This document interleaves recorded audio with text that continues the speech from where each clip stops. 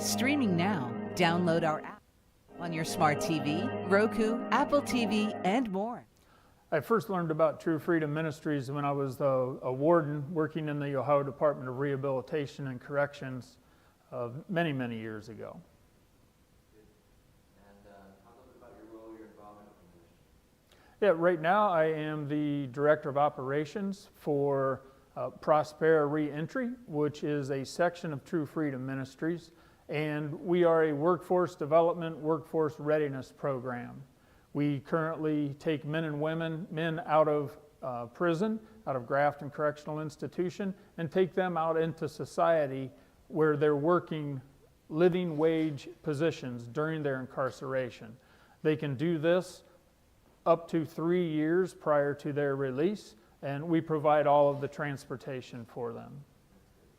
That's awesome. Yeah, look at me, because we were talking to the camera, right? That's good.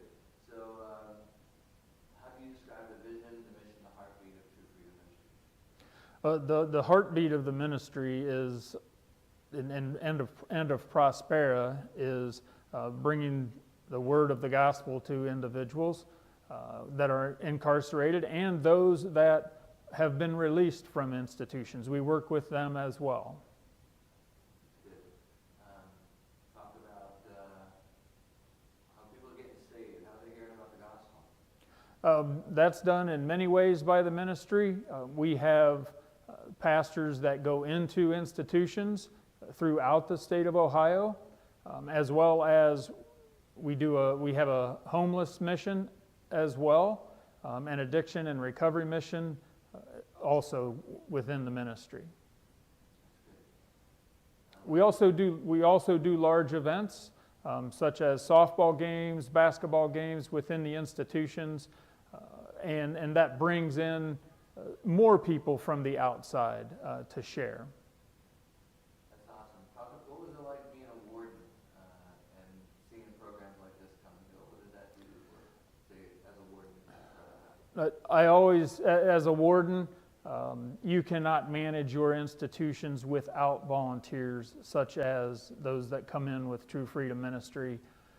They provide so much to the men and women during their incarcerations, whether it's programming or whether it's just someone to talk to for a period of time, to share the challenges that they may be facing at that point in time, and to get feedback from someone that is totally neutral. The programs that volunteers and True Freedom have always brought into prisons have been very positive and been very well accepted. Mike mentioned earlier this morning that during the pandemic and any event that we do, we take care of everyone that's in the institution. During the pandemic, I was still working for the Department of Corrections at the time, and they were able to bring in various different items and share various different items to recognize staff. Of course, all this took place outside of the institution when the men and women were coming to and from work, but they were there to provide support to them. Talk a little bit more about the program that you oversee. Sure. One of the things that we want to do, and is proven, that if someone is employed upon release, their chance of coming back to prison is much less.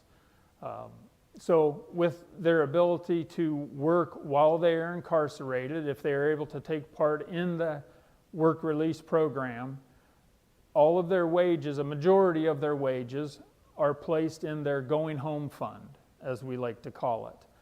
And that gives them that head start. They don't have to worry about finding that job right away. They have the job that they can start as soon as they're released. Part of the agreement with the employers is that each one of the men or women that are taking part in the program, if they are in good standing during their employment during incarceration, they will be offered a job upon release. We have men and women being released from the institutions with upwards to $30,000, possibly even $40,000 in their going home fund. that is obviously enough for them to purchase a good used car to make it to and from work, so they can start that employment as soon as needed after release.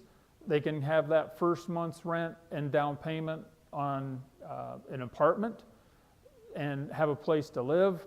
Or if they're going home, it gives them the opportunity, as one of the men has shared with me, to focus on his family and not have to worry about searching for the job or searching for the funds to purchase a used car so he can start a job. He's got that job. That's good. So we talk about ways people can get involved and support this ministry. How can people do that? We are always seeking employers that will accept the men and women that are incarcerated into their business, whether it's manufacturing, a food service industry, restaurants. We currently are taking a number of men to Lorain County, the actual county administration building, where they are working in their maintenance department, their dog kennel, as well as their recycling and collection agency. And that's one of the things that I'm tasked with doing, is finding those employers that are willing to take part in our program. Talk about financial support. How important is it to support ministry financially? We take no state or federal funding. Everything is private support, private foundations, private donations, and that's extremely difficult or challenging, because we have, I didn't like that.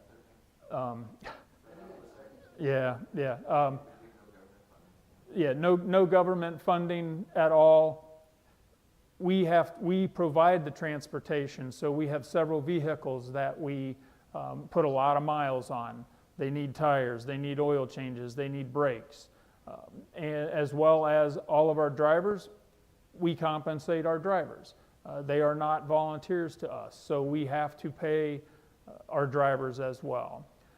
We do have some revenue coming in from the companies that are taking part, because we do charge them, but that's not even at a break-even point for us. That's good. Yeah. Nothing's free in life. Prayer support. How important is it for people to be praying for you guys? That's always extremely helpful to us, for the safety of the men and women that are driving the men and women to and from work, and to the men and women that are going out to work. Prayers are always very helpful to them, because it's a different environment for them than what's in the institution. They're going through challenges of adapting to something new, and once they're adapted, we need those prayers so they don't get too comfortable in that situation. So they continue to do the right things, and then when they're released, they continue to do the right things as well.